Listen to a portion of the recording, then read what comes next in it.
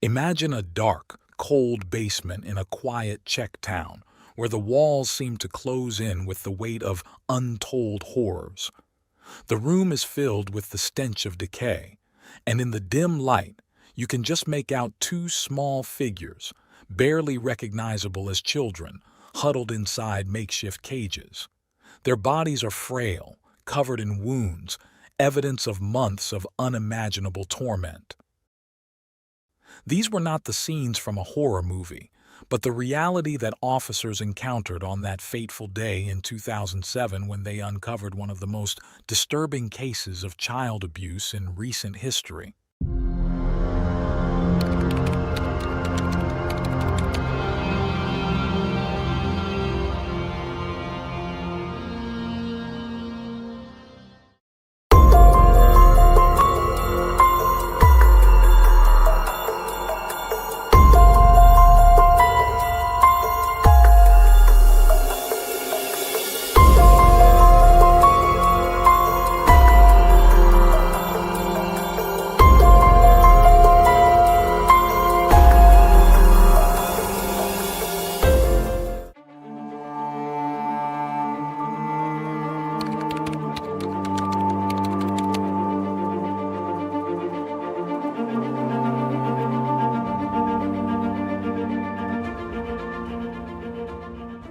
Klara Maurova was a couple's firstborn, who later welcomed another daughter named Katerina Maurova.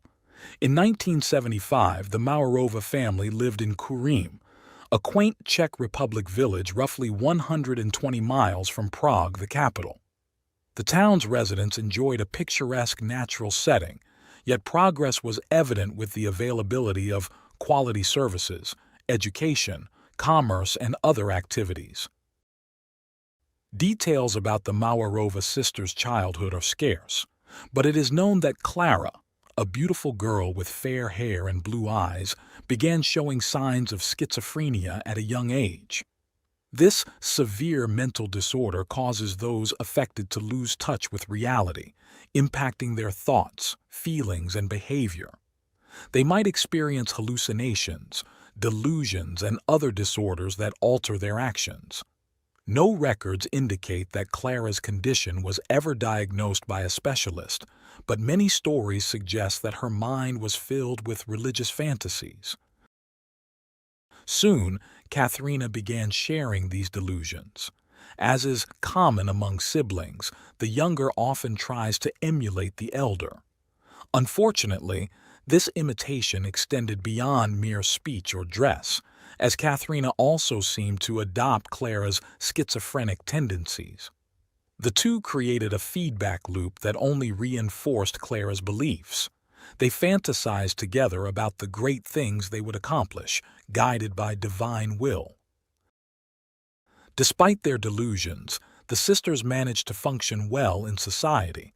They completed their basic education without significant issues, and Klara, after finishing high school, enrolled in university to study pedagogy.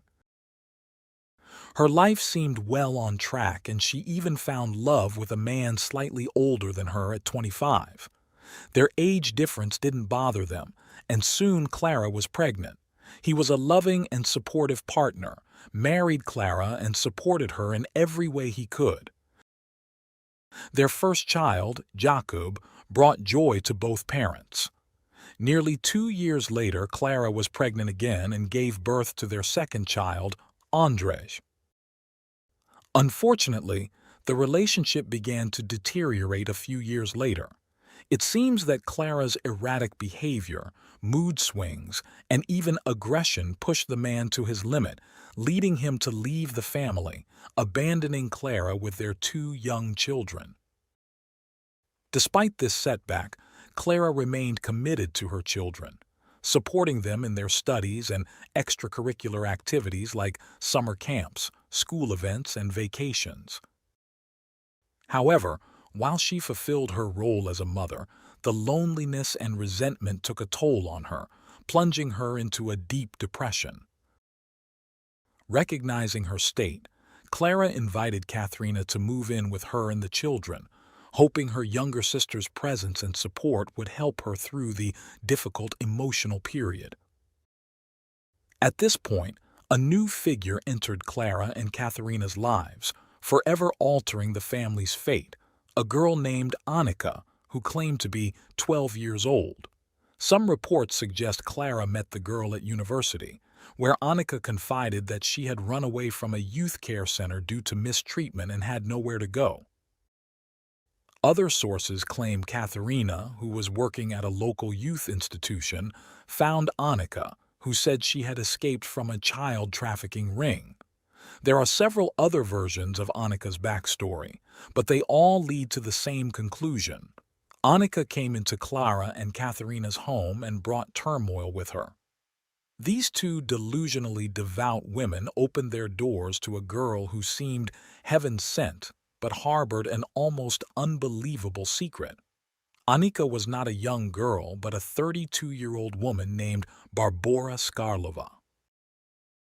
Barbara had a condition that made her appear much younger than she was. With her childlike face and short stature, Barbara masterfully manipulated those around her, taking advantage of her apparent vulnerability and abandonment. This allowed her to find refuge in several homes where people were moved by her seemingly tragic circumstances. Despite this, only one account was found of a family who had adopted Barbara, believing her to be a helpless young girl. However, it didn't take long before she was returned to the state's child welfare system. The reasons for her return were her violent behavior and unpredictable personality.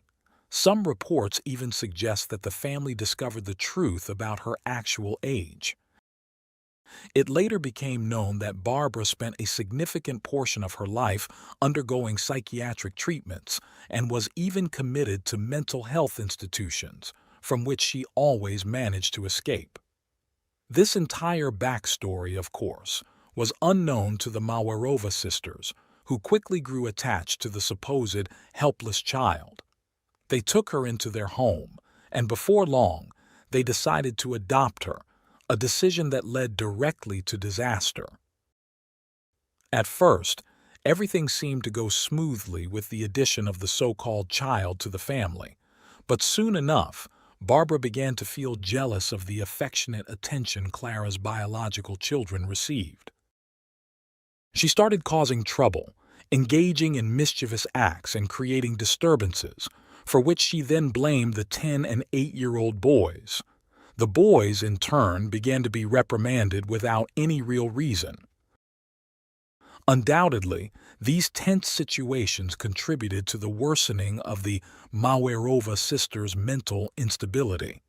It appears that Barbara's cunning manipulation allowed her to gain power over the women and start exerting control.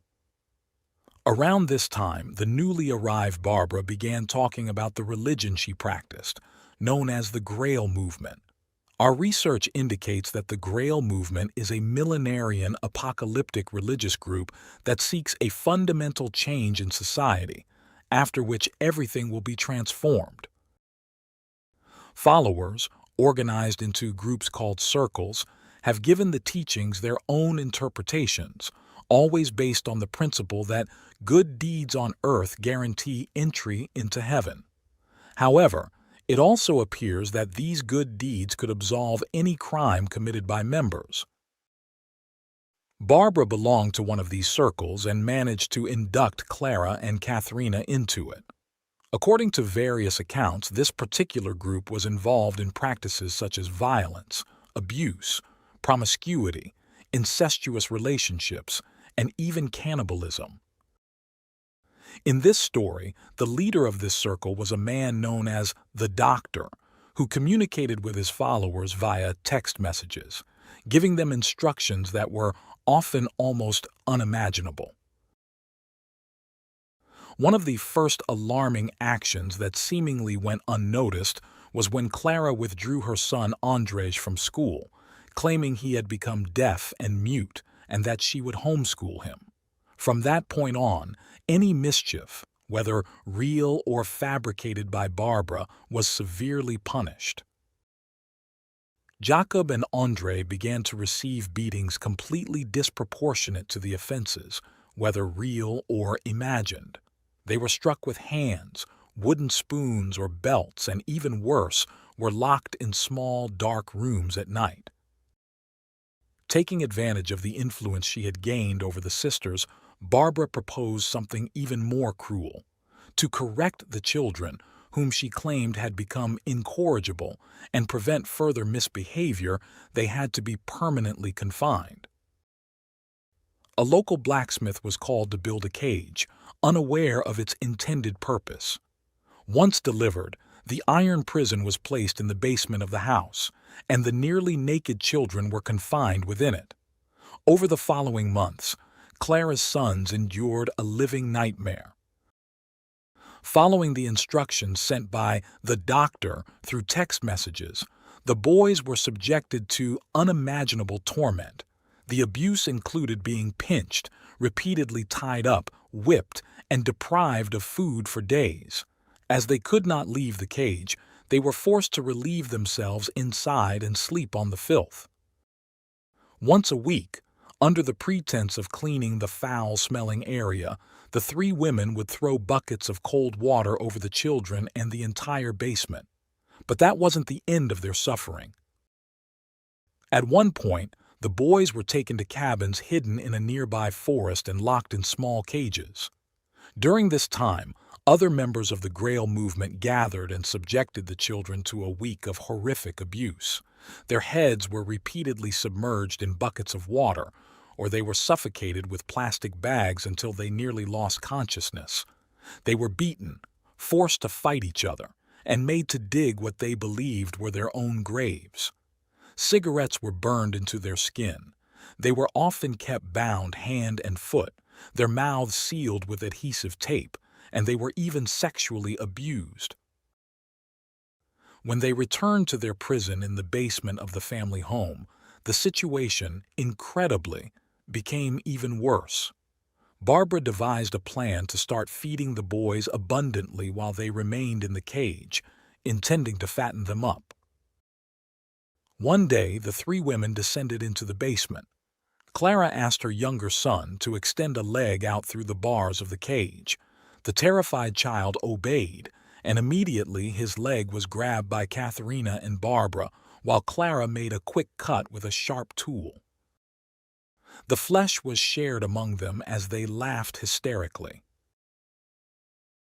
This nightmare, worthy of a horror movie, continued for a period of about 6 months, from December 2006 to mid-2007. During those months, Barbara had another brilliant idea. They purchased baby monitoring cameras and installed one in the basement, allowing the women to not only supervise the children's every move, but also watch their suffering whenever one of them went down to torment them, while the others attended to household chores. Little did they know, this brilliant idea would lead to their downfall, almost miraculously. On May 10, 2007, a neighbor of the Mawerova sisters was installing a baby monitor in his home to keep an eye on his newborn while he slept. After setting up the camera, he turned on the monitor to check that everything was working correctly. To his horror, instead of his baby's crib, the screen showed a dark place where a small child, his arms tied behind his back, was struggling to pick up food from the floor with his mouth. At one point, the screen also showed an adult woman's hand holding something while the boy desperately tried to eat it. The image made it clear that the child was in terrible condition, with only a thin layer of skin covering his bones. The neighbor was horrified by what he saw and immediately contacted the police to report the shocking scene. Moments later, officers arrived at his home and viewed the horrific images for themselves. Given the range of the equipment, it was clear that the source of this horror had to be very close by. Determined to end the nightmare immediately, the officers began knocking on the doors of all the neighboring homes. The first few residents had no issue letting them inspect every room until they reached the house where the Mawerova sisters lived. From the start, they were reluctant to allow the police to enter, but In the end, they couldn't stop them. During the inspection, the police found a small door under a staircase that was locked. Without leaving the scene, the officers called for firefighters, who broke open the door. What they found inside was beyond imagination. As they entered the space, they were hit by a terrible stench that permeated the entire area. The first thing they saw was a frightened girl clutching a teddy bear, who ran directly toward the officers, screaming that she and her brothers had been hurt by their adoptive mother and aunt.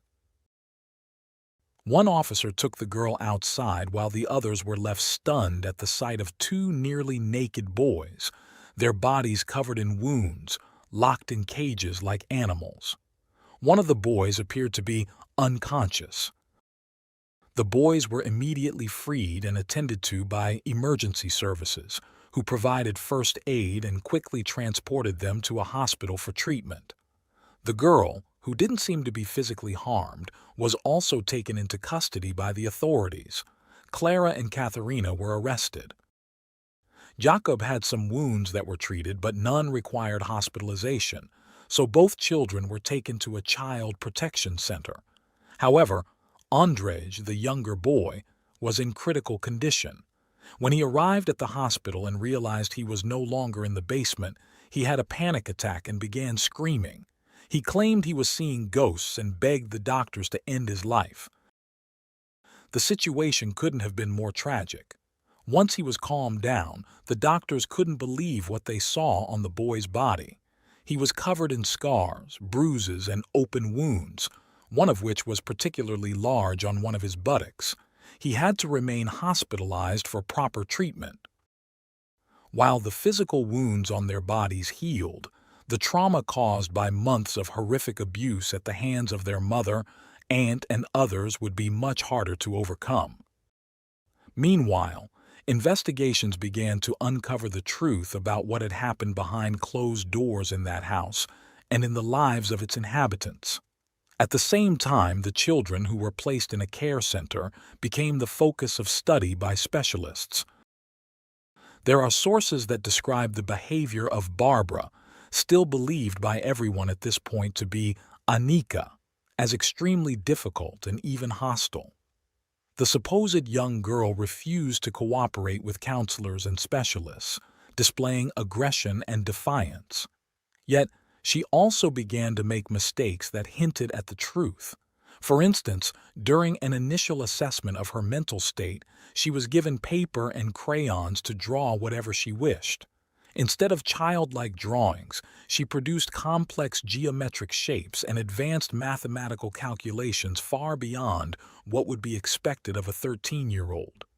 Unfortunately, the studies on Anika were never completed. Just days after being placed in the center, she escaped through a window without leaving a trace. Security forces immediately began searching for the girl, distributing flyers with her photo and details as part of the effort. To their surprise, they soon received tips from various sources claiming to recognize the person in the photo, asserting that she was a 33-year-old woman named Barbara. It appears that Barbara received help from a known couple who provided her with their son's documents to leave the country. Initially, she traveled to Denmark and from there to Oslo, Norway. In Norway, Barbara once again altered her appearance, shaving her head and posing as a 13-year-old boy named Adam. She approached authorities, claiming she was fleeing from an abusive father. Multiple sources recount that Adam was taken in by a family and enrolled in a school, where he was soon regarded as a gifted student. This charade continued for several months, but the Czech authorities did not give up, and, with the cooperation of international colleagues, managed to piece together the puzzle. DNA analysis eventually confirmed Barbara's true identity, leading to her arrest. She was subsequently extradited back to the Czech Republic to face charges. Upon her return, Barbara underwent various psychological evaluations. Reports indicate that at least one specialist who interacted with her observed signs of psychotic tendencies. One of the most striking pieces of information was that Barbara's capture in Norway was reportedly triggered by a concerned schoolteacher. The teacher had been alarmed after Barbara, posing as Adam, drew a picture depicting 7 bruised and bleeding children, each with a number, and identifying herself as the 7th. On Friday, May 9, 2008, dozens of journalists and camera crews surrounded the municipal court in the Czech city of Brno, capturing images of Barbara being escorted in, along with Katharina. The 2 women were charged with deceiving the staff of a childcare facility by presenting Barbara as a 13-year-old adopted girl named Annika. Although the court reportedly dismissed some of the charges, this did not mean they were free. They were immediately detained and charged with serious offenses related to child abuse, charges that also implicated 4 other individuals connected to the sect they were part of. As the trial began, Clara, visibly diminished and distressed, was seen entering the courtroom alongside her sister. Barbara also entered the courtroom, accompanied by 3 other persons. When it was Clara's turn to testify, she admitted to the violence she had inflicted on her children over several months. However, she claimed that she had been manipulated by her sister Katharina and Barbara. Clara stated that they had driven her into a state of delusion, immersing her in the cult of the Grail movement to the point where she could no longer comprehend the gravity of her actions. There are also reports that Barbara claimed to have been a victim of violence at the hands of the Mauerova sisters. However, these claims were largely dismissed by the court, and few believed her. The judge had the opportunity to hear from Jacob and Andre themselves, who recounted the series of horrific ordeals they endured. They described how the accused had made them live for months in near starvation, in inhumane conditions, violated their privacy, and even cannibalized parts of their bodies. During the hearings, the officers who had entered the House of Horrors also testified. One officer recounted how, upon entering the basement, they immediately saw a child lying naked on the floor. He noted that the Mauerova sisters showed no concern for the child's health, and the girl identified as Annika tried to impede the officers' movements, clinging to their legs. At the end of the hearings, the case prosecutor stated that the motive behind these horrific acts was to force the children into complete submission to the religious goals of the accused. When delivering his sentence, the judge noted that the ultimate goal of the horrifying acts described during the trial was to create a person with a completely broken will. The judge emphasized that the events were aimed at the deliberate destruction of a child's soul, adding that while there were indications of a cult's involvement, there was no concrete evidence to support this claim. Ultimately, the judge announced his decision, declaring all 6 accused guilty and issuing their respective sentences. Klara Mauerova, the mother of the boys, was sentenced to 9 years in a maximum security prison. Her sister, Katharina, was sentenced to 10 years in a maximum security prison. The other 3 individuals were found guilty of abuse and sentenced to 7 years in prison. Finally, Barbara, then 34 years old, was found guilty of repeated abuse and extreme cruelty, receiving a mere 5-year prison sentence. The existence of the so-called doctor, who was purportedly directing the group's actions, could never be confirmed. Some people were struck by what seemed to be shockingly lenient sentences for the monstrous actions carried out by those responsible for committing the worst forms of violence against 2 completely innocent children. Moreover, we found reports indicating that Barbara was released on parole after serving only half of her sentence. In other words, she returned to the streets after spending just over 2.5 years in prison. Her lawyer argued that her mental health had significantly deteriorated, which contributed to her early release. Jacob and Andre, with the help of specialized care, have managed to overcome the deep trauma caused by the horrific acts they endured and have continued with their lives. However, it is certain that those events will never be erased from their minds.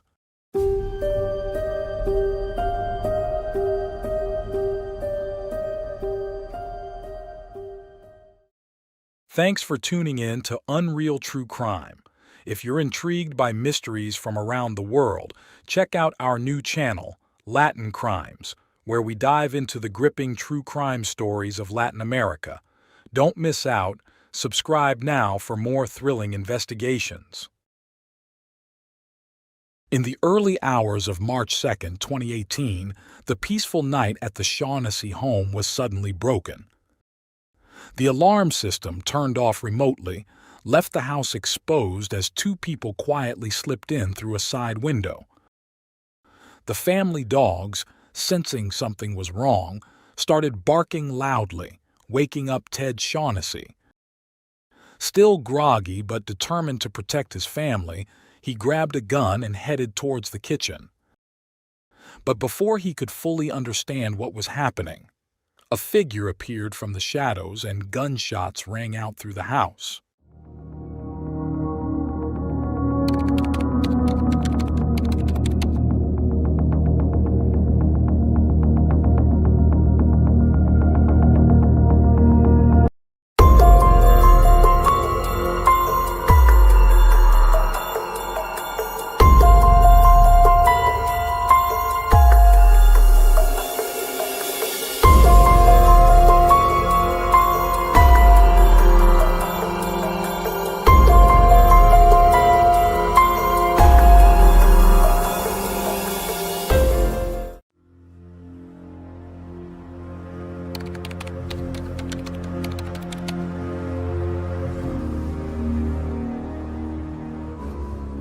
Theodore Shaughnessy was born on February 7, 1963, in Los Angeles, California.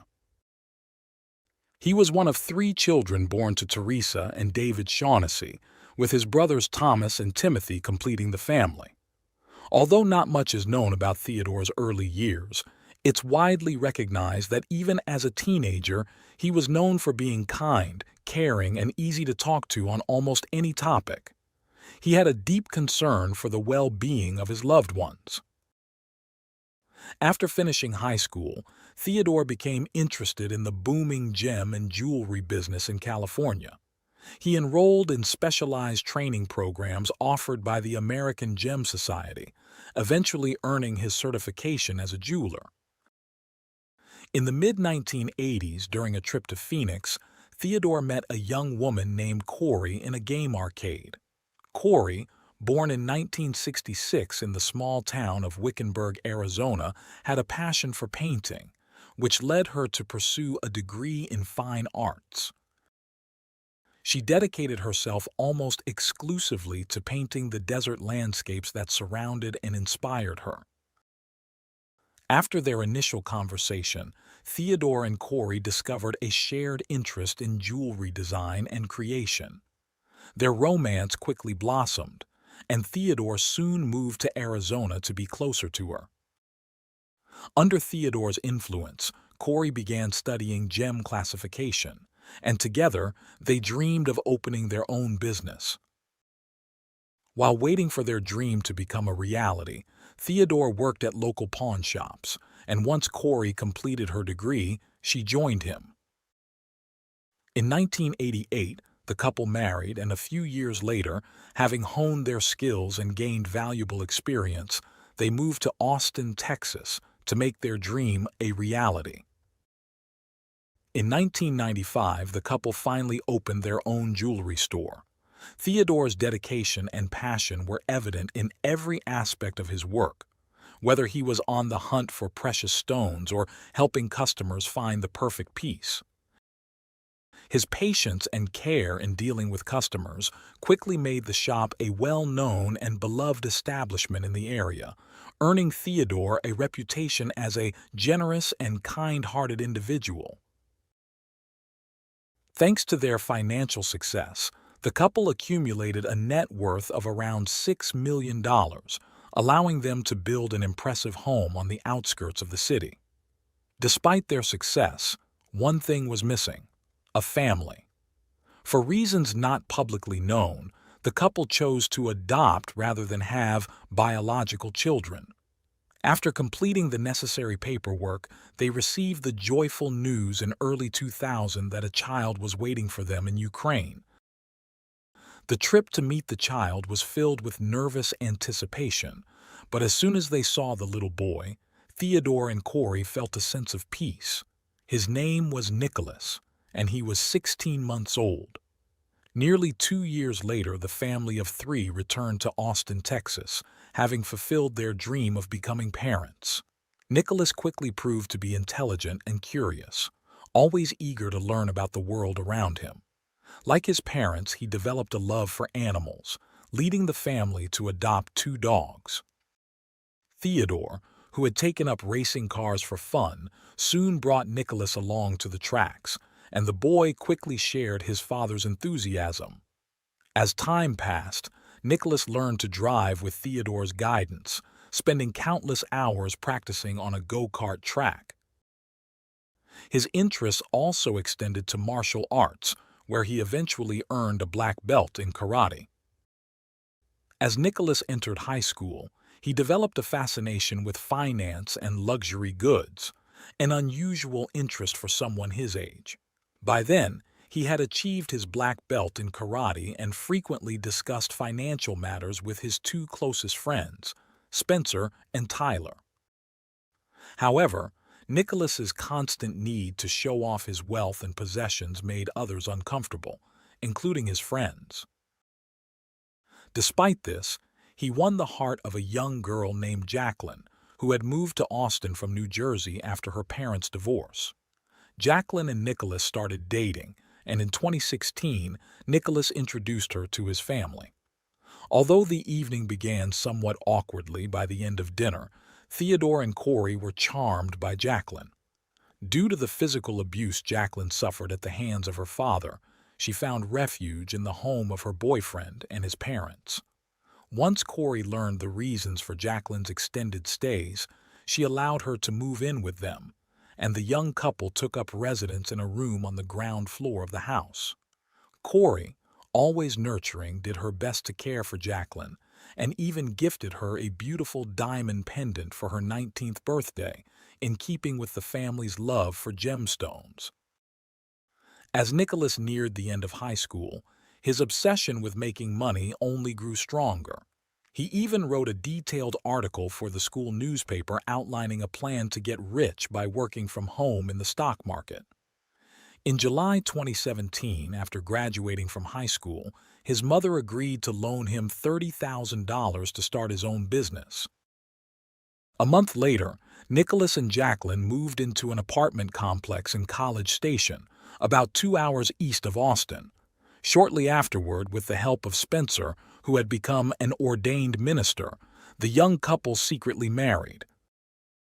Jacqueline focused on her university studies while Nicholas worked from home as a stockbroker. As their social circle expanded, Nicholas never missed an opportunity to brag about his supposedly successful business ventures. In reality, however, things were not going well and he was actually losing money. He borrowed $2,600 from a neighbor, promising to repay her with the profits from his investments. At the same time, Nicholas had to take out other loans that quickly came due, pushing his financial situation to a critical point by early 2018. When Jacqueline learned of their financial troubles, the couple argued and began discussing options to turn things around. What started as a joke about inheriting Theodore and Corey's fortune soon turned into a serious plan. After all, if they were no longer around, Nicholas would be the sole heir to a $2 million life insurance policy, plus an additional $6 million from the business and property.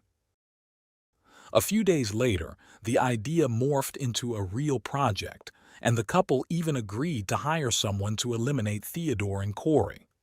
The first person Nicholas approached for the job was his friend Spencer, But despite offering him $50,000, Spencer refused outright. The couple's initial failures did not deter their determination. On the contrary, by mid-February 2018, Nicholas turned to social media to continue his search for someone willing to carry out their dark plan. He contacted a woman who worked at the complex where he lived, offering her extra money. When she inquired about the nature of the work, he proposed that she kill 2 people in exchange for $20,000 per victim. The woman never responded again, and like the neighbor who had loaned him money, her identity has remained undisclosed for safety reasons. Nicholas faced similar rejection from a third individual he approached with the offer. Unwilling to give up, on Friday, February 23, 2018, he visited a local bar and struck up a conversation with Johnny Leon, a 21-year-old with a criminal record for drug offenses. After introducing himself and explaining the job, Nicholas offered Johnny $100,000 with payment to be made in installments. As they discussed the details, Nicholas texted Jacqueline to share the good news. When she asked about the cost, he brushed off her concerns. That night, Johnny and Nicholas agreed to meet later at Nicholas's house to finalize the plan. On Monday, February 26, 2018, Corey called her son to ask why he had not yet repaid the loan she had given him. The uncomfortable conversation quickly escalated into an argument, leaving Nicholas feeling even more pressured to achieve his goal.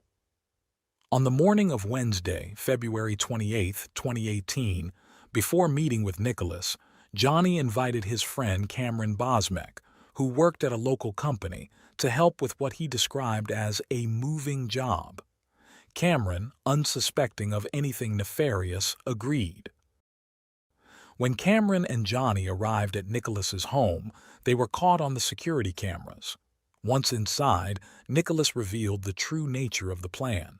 He explained that he would deactivate the security alarm remotely from his phone to allow them access to his parents' home. They were to enter through a window in one of the rooms, where they would find a gun in a drawer. Nicholas offered Cameron $10,000 payable in 3 installments, but as soon as the words were out of his mouth, Cameron walked out, refusing to be part of the plan. Later that day, back home with his family, Cameron confided in his wife about the unsettling incident. Meanwhile, left alone with Johnny, Nicholas offered to accompany him on the mission. That night, they drove to Austin, but after several hours, Nicholas realized he couldn't go through with it, and they returned to College Station. The following day, Johnny introduced Nicholas to Ariane Smith, a 23-year-old who had recently been released from prison after serving time for drug-related offenses. Despite his criminal past, Ariane was willing to join the plan. Nicholas laid out the details again, and they agreed to carry out the attack on March 2, 2018. On Thursday, March 1, 2018, Theodore and Corey finished their usual workday at the jewelry store. After dinner, they went to bed as usual. Meanwhile, Johnny and Ariane exchanged numerous messages, preparing for the task ahead. They met up and drove to Austin, arriving at around 4:30 a.m. Once Nicholas remotely deactivated the alarms, the 2 intruders entered the house. Following Nicholas's instructions, Ariane retrieved the gun from the designated drawer. However, the family dogs, alerted by the intruders' movements, began barking, waking Theodore and Corey. Still groggy from sleep, Theodore grabbed a gun and headed to the kitchen. Ariane, reacting quickly, fired several shots, hitting Theodore and causing him to collapse. In the chaos, one of the intruders also shot one of the family dogs. The noise from the gunfire prompted Corey to grab her gun. She positioned herself in the doorway of the bedroom and fired down the hallway, determined to defend her home, even though she couldn't see the intruders. Her actions, though they didn't injure the attackers, were enough to scare them off. They fled the scene, leaving Corey to take refuge in a closet where she called emergency services. It was nearly 5 a.m. when the police arrived, delayed because they initially went to the wrong address. During those agonizing minutes, Corey remained on the line with the 911 operator. When the operator finally instructed her to leave the closet and open the door for the officers, both Corey and the police were confronted with the horrific aftermath of the attack on Theodore. He was pronounced dead at 5:14 a.m., and through tears, Corey called her son to inform him of what had happened. As Nicholas and Jacqueline began their drive to Austin, the medical examiner determined that Theodore had died from multiple gunshot wounds. Meanwhile, the detectives initiated the investigation. What struck the detectives the most was the sheer number of bullet holes, both in the walls and scattered across the floor. They were able to reconstruct the attack with precision. Additionally, since only a side window was slightly ajar, they concluded that the intruders had likely used that window as their point of entry. Corey informed them that the window led to her son's former bedroom, prompting the detectives to search the room. In a dresser, they found an empty gun case. Immediately, they wondered if the missing gun had been used in the attack. Corey reported that nothing else was missing from the house and that she hadn't seen the intruders' faces. However, she suspected they knew about her and her husband's line of work. When Nicholas and Jacqueline arrived in Austin around 8 a.m., the detectives noticed Nicholas's unusual lack of concern. Their suspicions grew when, despite not knowing the full details of what had happened, Nicholas went straight to check the window in his old bedroom. A few minutes later, Nicholas, his mother, and his wife went to the police station to answer the detectives' questions. It was then that Nicholas recounted how he had learned about the incident. After Nicholas informed investigators that he had not been in the city for about a month, he handed over his cell phone. During their examination of the device, the officers discovered an app that allowed remote access to the family home's alarm system. When questioned about this, Corey explained that the alarm access was shared among all family members, but noted that it hadn't been activated that night. However, a review of the system's history revealed that the alarm had been deactivated at the exact time the intruders broke in, raising suspicions. Jacqueline corroborated her husband's story, stating that they had stayed home that night. Following these initial statements, all three were informed that they would undergo gunshot residue tests. Jacqueline's sudden nervousness caught the attention of the investigators, sparking further doubts. Meanwhile, at the crime scene, evidence collection continued, and due to the case's complexity, the district attorney was brought in to assist. She quickly began to suspect that Theodore might have known his attacker. As no fingerprints belonging to the family members were found, suspicions began to shift toward Corey. To make matters worse, Corey's decision to forego a funeral and her request to clean the house as soon as possible only fueled the investigators' doubts. While waiting for the case to be resolved, she closed the jewelry store and had her husband's remains cremated. On the same day, as his mother struggled to cope with her grief, Nicholas exchanged text messages with Spencer. He asked if Spencer wanted to see photos of the crime scene, boasting that the investigators had returned his phone, a clear sign, in his view, that he was no longer a suspect. When Corey was called in for another interview, the questioning was so intense that she began to feel as though she was no longer being treated as a victim. By then, however, she wasn't the only one under scrutiny. Her son had not been entirely ruled out as a suspect. On March 5, 2018, police officers began interviewing neighbors at Nicholas's apartment complex. This led them to the employee Nicholas had contacted via social media, who then revealed the details of his disturbing proposal. A few days later, armed with a search warrant, officers searched Nicholas and Jacqueline's apartment. They found ammunition matching the bullets recovered from the victim's body, as well as a marriage certificate exposing the secret wedding. They also seized a computer. When Corey learned of her son's secret marriage, she was at a loss for words. She reproached Nicholas for not doing things the right way, assuring him that there was no need to hide the marriage and that, had she known, she would have organized a proper wedding. As a result, Nicholas and Jacqueline moved back into the family home. Despite the mounting suspicions against him, Corey remained convinced of her son's innocence. Determined to support him, on March 10, 2018, Corey hired a group of attorneys and even handed over control of the jewelry store to Nicholas. Over the next month and into the following, the evidence against Nicholas began to pile up at an alarming rate.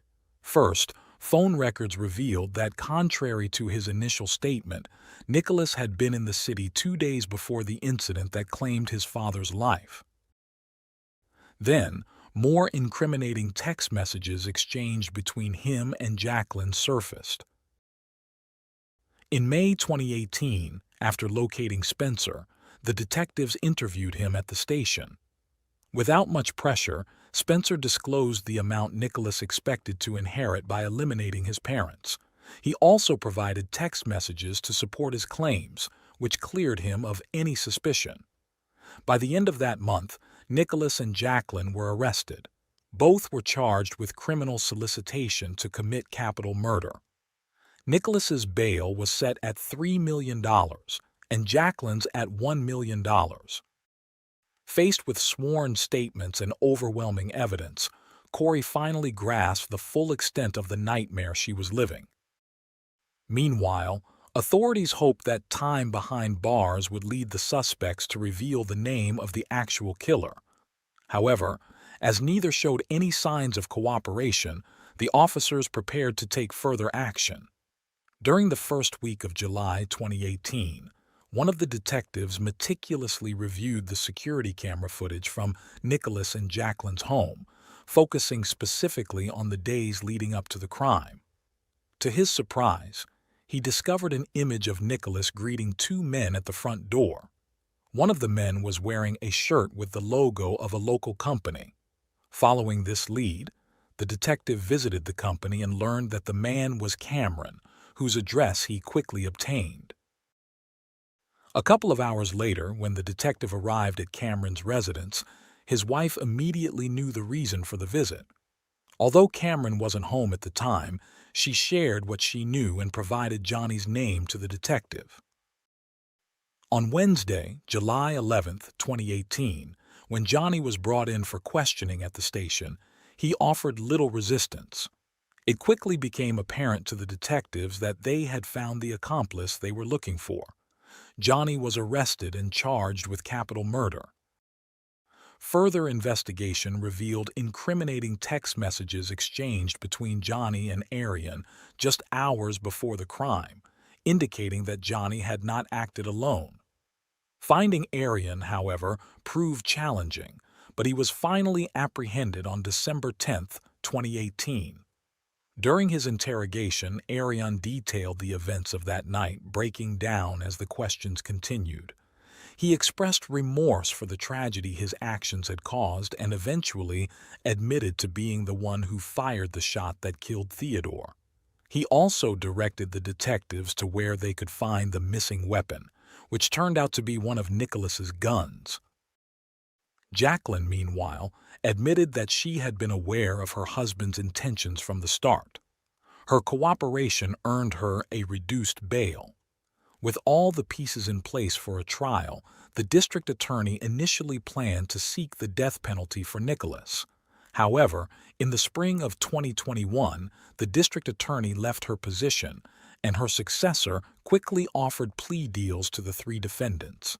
The deal allowed them to plead guilty to a reduced charge of murder in exchange for a 35-year sentence with the possibility of parole.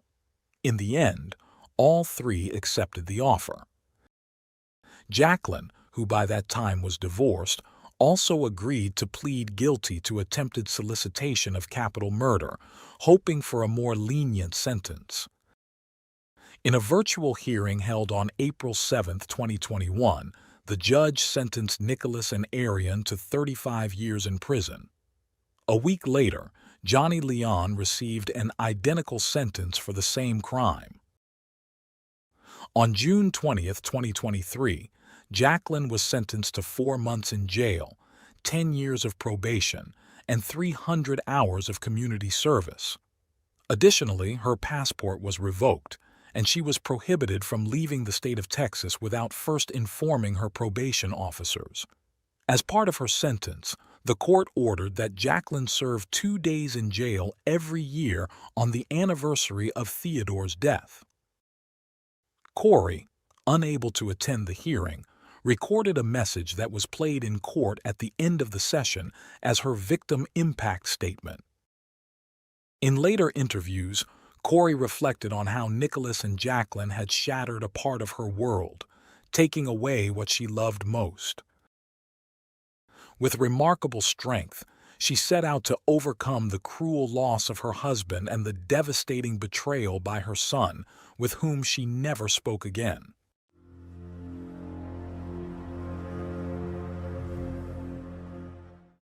Thanks for tuning in to Unreal True Crime. If you're intrigued by mysteries from around the world, check out our new channel, Latin Crimes, where we dive into the gripping true crime stories of Latin America. Don't miss out. Subscribe now for more thrilling investigations. In June 1995 at 3:45 a.m., a 34-year-old mother and her 11-year-old daughter, Lacey, were reported missing by their family. Unbeknownst to them, a serial killer was prowling the area, successfully eluding capture. A police officer, examining the mother's office and documenting the scene with photographs, discovered Lacey. She was tied to a chair, her head bowed and seemingly lifeless. However, while taking another photograph, something unexpected happened. When I started to take the photograph, she kind of turned and looked up at me. It's kind of like seeing someone rise from the dead. I woke up, I heard, and I thought, is there someone taking pictures? And I turned my head. And when I did, I heard a man say, "This one's alive." The enigma surrounding Lacey, her mother, and the other victims of this serial killer lingered unresolved until the little girl in the photograph was found alive. Her survival offered a glimmer of hope and a crucial lead in unraveling the truth.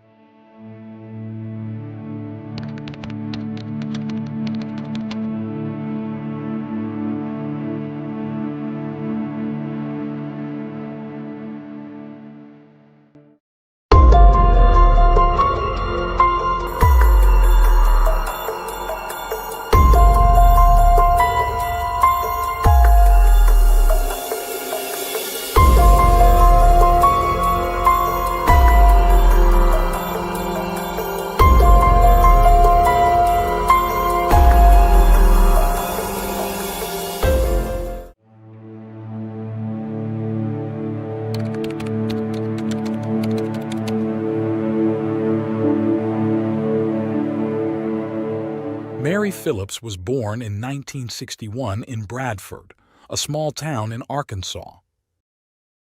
During her high school years, she met James Phillips, her lifelong love. They started dating at that time and eventually married. Mary became a devoted wife and mother to 3 children. Their first child, Darla, was born in 1979, followed by Jessie 2 years later, and their youngest daughter, Lacey, was born in 1984. The Phillips family spent several years living in Hope before moving in 1990 to the quaint town of Bald Knob, also in Arkansas. Mary was known for her deep religious beliefs and was regarded by those who knew her as a wonderful person with a radiant smile that could light up any room. Professionally, Mary trained as an accountant and worked at a tax office. In her free time, she enjoyed spending time with her family, gardening, and engaging in outdoor activities. On June 6, 1995, at the age of 34, Mary went to work as usual while her husband was away on a business trip. That afternoon, Darla dropped off her younger sister Lacey, who was 11 at the time, at their mother's office since Mary was supposed to take Lacey to a dentist appointment after work. Darla then left to attend a friend's birthday party, kissing her mother goodbye and telling her she loved her. Later that evening, Jesse, the Phillips' second child, grew worried when neither his mother nor Lacey had returned home. He called his father, who was out of town. James instructed his son to check if Mary had been in an accident nearby. Jesse followed his father's advice but could not find her.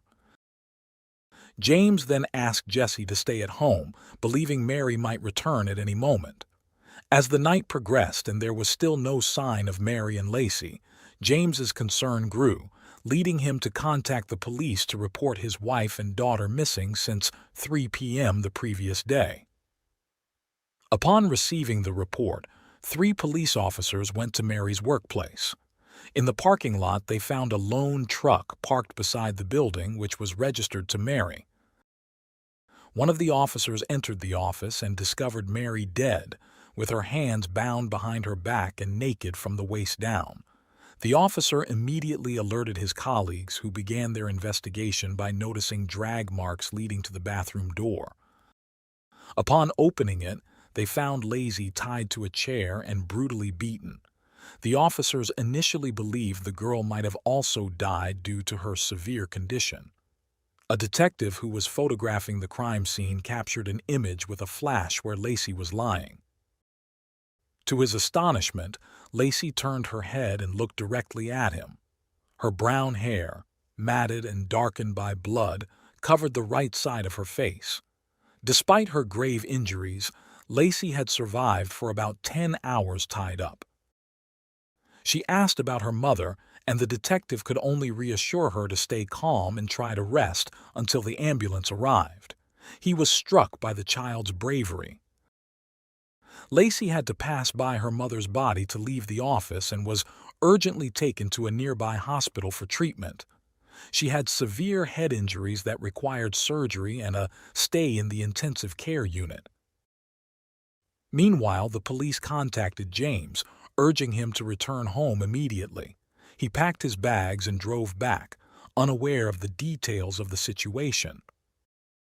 Once Lacey's condition stabilized, she was able to describe her attacker, providing details about his appearance, clothing, hairstyle, and tattoos, one on his arm and another resembling a tear under his left eye. Her description was crucial in helping the police identify the suspect as Jack Johnson Jr., a man known to them due to multiple previous arrests for burglary, theft, and drug use. Detectives then went to question him. A state police investigator interviewed Jack, who was 30 years old at the time. Surprisingly, Jack confessed to the crime without any pressure, detailing his actions. At one point, he even mentioned that if he could, he would take the investigator's gun and end his life right there.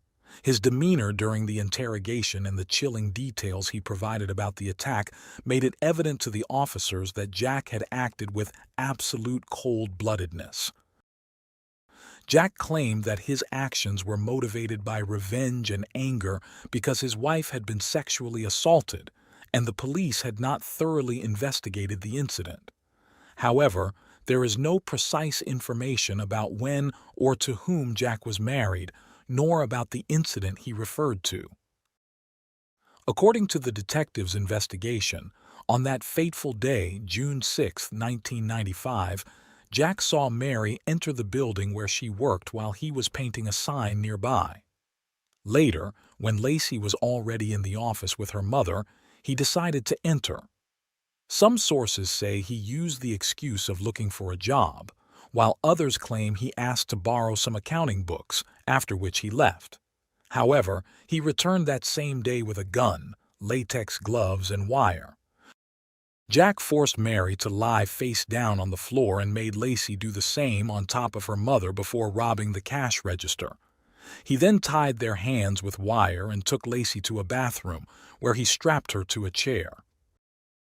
The little girl pleaded with him not to hurt her mother, to which he responded by saying he would harm her instead. He then struck Lacey at least 8 times on the head with the gun, causing her to lose consciousness. Jack returned to the room where Mary was, struck her on the head, and sexually assaulted her. Mary fought back with all her might, but Jack overpowered her by strangling her with his hands. He then wrapped the coffee maker's electrical cord around her body until she stopped breathing. Meanwhile, Lacey regained consciousness and, realizing she was injured, began calling out for her mother. Jack went back to the bathroom and choked Lacey until she passed out again. She was gravely injured with multiple fractures and barely clinging to life. Believing the child had died, Jack left her in the small room and fled the scene. But who was this man capable of committing such a heinous act? Jack was born on August 10, 1964, in Toledo, Ohio. His father was an alcoholic and his mother had gambling problems. Jack was one of 7 siblings but had a particularly close relationship with the youngest, who was a year and a half younger than him. Jack suffered a high fever and seizures when he was just a year old. He was later diagnosed with attention deficit disorder, and at the age of 5, he began taking Ritalin as part of his treatment. Around this time, he also started experiencing hallucinations. It was also revealed that Jack suffered physical and sexual abuse as a child and was said to exhibit 2 personalities. On one hand, he could be a loving and affectionate child who enjoyed drawing and telling stories. On the other hand, he could become filled with rage and react violently, often lashing out at family members. As he grew older, Jack began acting violently towards animals, killing several of them. He also got into numerous troubles with the police and was eventually placed in a juvenile detention center.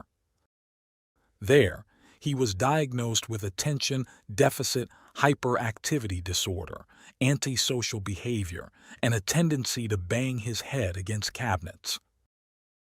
At a young age, Jack became addicted to alcohol and other drugs, seemingly as a way to escape the pain he had endured. This cocktail of abuse, illness, and substance use made Jack a man unable to control his life. Physically, Jack was distinguished by a series of tattoos, including hearts and barbed wire on his arms and wrists. In 1985, Jack had a daughter with a woman whose details remain unknown. The child was put up for adoption and raised in Toledo by a family that provided her with a comfortable and protected life. Jack was a tormented man who attempted suicide twice, once in 1989 and again in 1991 when he jumped off a bridge. In 1995, he voluntarily admitted himself to a mental health center, reporting suicidal thoughts. After evaluation, experts diagnosed him with bipolar disorder. According to case reviews, he used methamphetamines to cope with this mental illness, which causes extreme mood swings, from euphoria and irritability to depression. These changes can affect sleep, energy, activity levels, judgment, behavior, and clarity of thought. Bipolar disorder is a lifelong condition that can be managed with treatment, typically involving medication and psychological support. After seeking help at the mentioned institution, Jack left after 6 days, although the circumstances of his departure are unclear.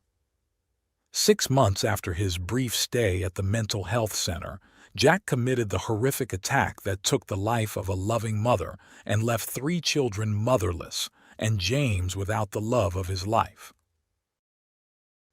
A few days after Jack's arrest, a preliminary hearing was held at the county circuit court. During Jack's trial, the district attorney sought the death penalty, arguing that Jack was a dangerous man likely to commit another violent crime. Reports indicated that during one of the hearings, Jack himself asked to be executed immediately. One of the key witnesses, Investigator Howard, recounted Jack's detailed confession of the crime. Additionally, evidence was presented, including the photograph taken of Lacey at the crime scene when officers initially believed she had died from the beating Jack inflicted. Another significant moment was when Lacey, who had survived the attack, took the witness stand and identified Jack as the perpetrator. Jack pleaded not guilty by reason of insanity, expressing deep remorse for his actions and stating that he was haunted by the ghosts of his victims. He claimed he could not forgive himself and would willingly give up his life if it could undo the harm he caused. On April 17, 1996, the jury delivered its verdict. Jack was found guilty. He was sentenced to death for murdering Mary Phillips, received a life sentence for sexually assaulting her, and an additional 30 years for the attempted murder of Lacey Phillips, along with a $15,000 fine. In the years following, Jack's defense team filed numerous appeals against his conviction, focusing on mitigating evidence and the legality of Arkansas's death penalty laws. The attorneys argued that they were not allowed to present critical evidence to the jury that could have mitigated the sentence, such as reports confirming his bipolar disorder and constant hallucinations. They also pointed out that only $6,400 had been spent on his defense, whereas a comprehensive investigation would typically cost tens of thousands of dollars. Additionally, they relied on an expert who was later deemed incompetent by the state medical board. Meanwhile, the Phillips family struggled to adjust to life without Mary. Darla took on the role of an improvised mother, cleaning the house, preparing meals, and taking care of Lacey and Jesse. While awaiting execution on Arkansas's death row, Jack's genetic profile was entered into the National DNA Database. This eventually led to the revelation of dark secrets from his past. In 2002, a detective reopened the case of Lorraine Ann Barrett, a 32-year-old woman from Bridgeville, Pennsylvania, who was murdered in June 1991. Lorraine, known as Laurie, graduated in 1977 from South Fayette High School and worked as a customer service representative for a telephone company in Washington, Pennsylvania. She was on vacation in Fort Lauderdale, Florida, when she met her assailant at a bar where she was last seen. Witnesses reported that a man with multiple tattoos accompanied her to her room at the Days Inn Lauderdale South Motel. Once in the room, the man beat her, assaulted her, and strangled her to death before fleeing. In the early hours of June 1, 1991, a maintenance worker found Laurie's body in her hotel room. The police were immediately notified, and an investigation began to identify the attacker. Authorities created a composite sketch of the suspect, describing a man with several tattoos, including barbed wire and hearts with names. This information was distributed throughout the county. When Jack's sister saw the description and sketch of the man wanted for the murder of a woman, she immediately thought it resembled her brother. Although she didn't believe Jack was guilty and thought it was a case of mistaken identity, she still told their father. He advised her not to tell their mother. Subsequently, their father put Jack on a bus to Arkansas. Despite their efforts, the police could not locate the culprit, and the case quickly went cold. 12 years after Laurie's death, the case was reopened. The detectives sent fluid samples collected from Laurie's body and the crime scene to be compared with databases that hadn't existed when the crime occurred. The following year, the system found a match with Jack's DNA archived in Arkansas. Based on this result, a second test was conducted at the State Forensic Laboratory, conclusively proving that Jack had committed the crime against Laurie. It was also determined that his tattoos and features matched those of the suspect who had murdered the tourist in Fort Lauderdale. Florida authorities then issued an extradition order for Jack, who was at that time in maximum security prison in Arkansas, appealing his sentence for the third time after being condemned to death. Jack would now face justice again on charges of first-degree murder and sexual assault in Broward County. Once in Fort Lauderdale, Jack met the detective who was handling Lori's case. To the detective, it was evident that Jack was a serial killer. He earned Jack's trust, leading to Jack's confession that he had killed another person in Broward County. Although Jack didn't provide the victim's name, he promised that he would reveal his secret someday. A similar situation occurred between Jack and his sister during one of her prison visits. She asked if there were other victims, and he admitted there was one more but didn't give any details, promising to explain everything in a letter when the time came. For Lori's family, discovering after so long who had taken her life was both a shock and a relief. Her sister stated that it was the news she had always wanted to hear, but learning about it this way was overwhelming because it was so unexpected. Finally, in 2005, Jack was tried for Lori's murder. He pleaded guilty and was sentenced to life imprisonment. He was then returned to Arkansas to await his execution. A couple of years later, Jack's defense continued to seek clemency. His lawyer argued in a hearing that the jury forms in Jack's trial contained contradictory information and pointed out that such ambiguities were typically resolved with new sentencing hearings ordered by the Supreme Court. He also argued that Jack's bipolar disorder had not been adequately presented to the jury, explaining that while it didn't excuse his actions, it did offer an explanation. Despite the clemency hearings not succeeding, Jack's execution was postponed multiple times over the years. Among other reasons, this was due to various illnesses he suffered, including high blood pressure and diabetes, which eventually led to the amputation of his leg. In parallel, in 2010, Jack's biological daughter wanted to learn about her biological parents. She filed a petition with a probate court to disclose her birth certificate, which had her mother's contact information.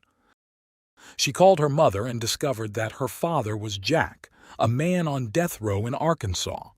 As a single mother of two, she struggled to process this reality. She was shocked, filled with guilt and confusion about the man who had fathered her, but also grateful for the family that had raised her. Feeling compelled to reach out, she wrote a letter to Jack in prison. Soon after, she began receiving boxes of Jack's writings and paintings he had made for her two young children. While she knew Jack deserved to be in prison for his crimes, she also felt that he had changed. Jack's execution was scheduled for November 14, 2015, but it was suspended due to legal challenges related to the drugs used in the execution procedures.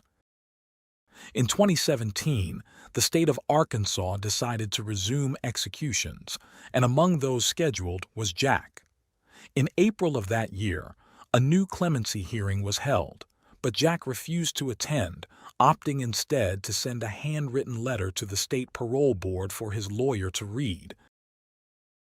In the letter, he expressed regret not only for his actions but also for the hearing itself, stating he was ready to face death at the hands of the state. He forgave his executioners, acknowledging someone had to carry out his sentence. Jack made it clear that he would reject any commutation from a death sentence to life imprisonment, as he refused to spend any more time in what he described as a rat hole prison. He felt he had no right to seek forgiveness and was tormented by his actions toward Mary and her daughter, attributing his crimes to years of mental illness, abuse, drugs, and poor decisions. Jack's lawyer highlighted his shame and remorse. During the hearing, Lacey, who by then was 32 years old and married, declared that she didn't want to live another day knowing Jack was still alive. She expressed frustration that more than 20 years after the incident, justice had yet to be served. For the Phillips family, the delays in Jack's execution had been a torturous journey, preventing closure for the horrors Mary and Lacey endured. After 21 years on death row, Jack prepared to face his sentence and declared himself ready to die. He gave his sister a letter written in 2006, instructing her to open it a year after his execution date. Jack's biological daughter traveled to Arkansas to see her father for the first and last time, the day before his execution. They held hands, tried to maintain a cheerful attitude, forgave each other for past hurts, and reminisced about her birth. Jack gave his daughter his wedding ring, which she now wears on a chain around her neck. On April 24, 2017, Jack consumed his last meal: fried chicken, potato wedges with tartar sauce, beef jerky, 3 candy bars, and a chocolate shake. Around 7 p.m., he gave a 2-minute final statement apologizing to Lacey, expressing disbelief at how he had hurt her, and professing his love for her as if she were his own daughter. He added that he hoped in time they could understand who he truly was and that he was not a monster. In a controversial statement, he implied there was a reason for the tragic events of that fateful day. He also left a written note stating that he aimed to become a better person in prison, practicing Buddhism and studying physics, and that no words could fully convey his remorse. At 52 years old, Jack was executed alongside another death row inmate, Marcel Williams, marking the first double execution in the United States in 17 years. His death was pronounced at 7 p.m., making him the 1,450th person executed in the U.S. since 1976. Mary's husband, James, lamented the long wait for justice, but felt relief at its eventual achievement. He also expressed sympathy for Jack's family during their ordeal. Jack's sister stated she felt pain for the victims and prayed for them constantly, acknowledging Jack needed to be punished for his unforgivable acts. However, she also remembered him as a loving child and wanted to be present at his execution to support him, though the Arkansas Department of Correction denied her request. A year after Jack's execution, his sister opened the letter he had given her. The 4-page letter, he confessed in detail to the murder of Regina Harrison, providing details only the killer would know.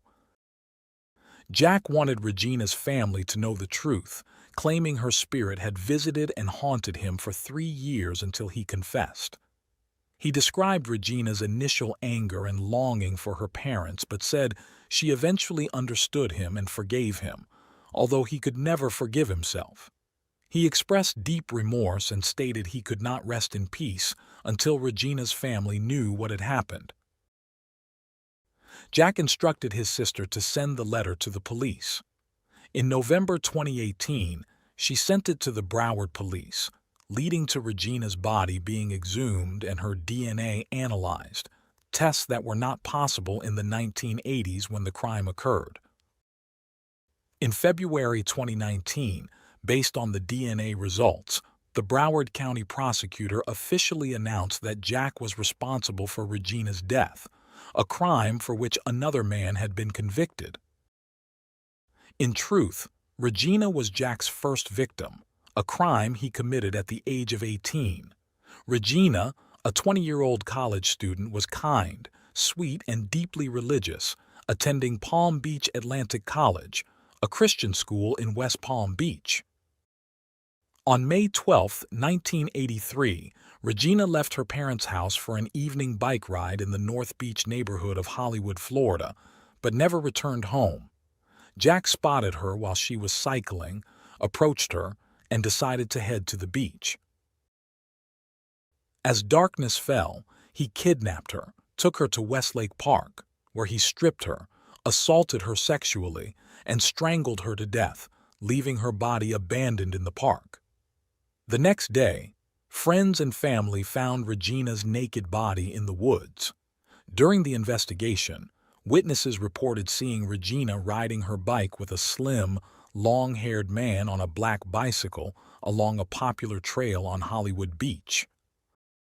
Authorities created a sketch of the suspect based on the description.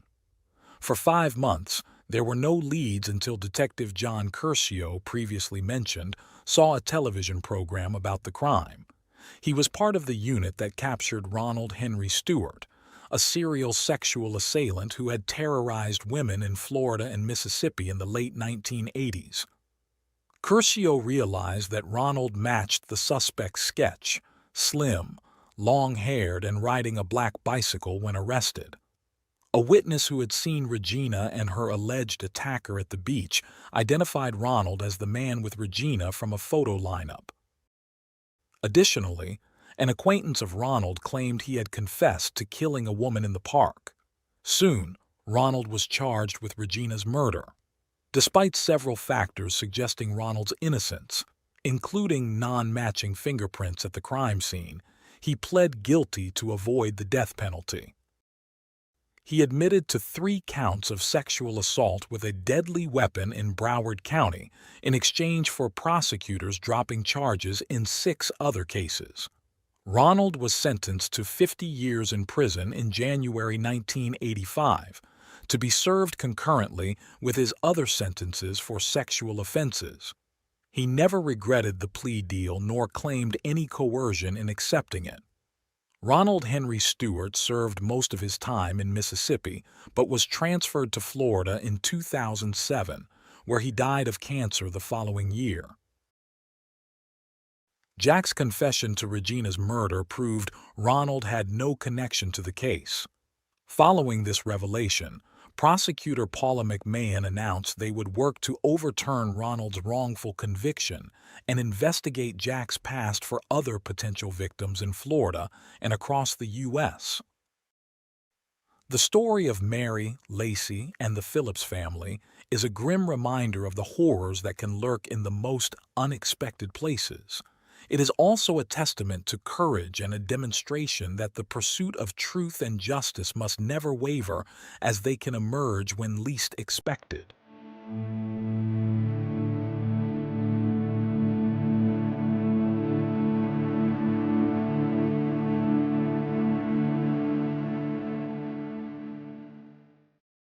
Thanks for tuning in to Unreal True Crime.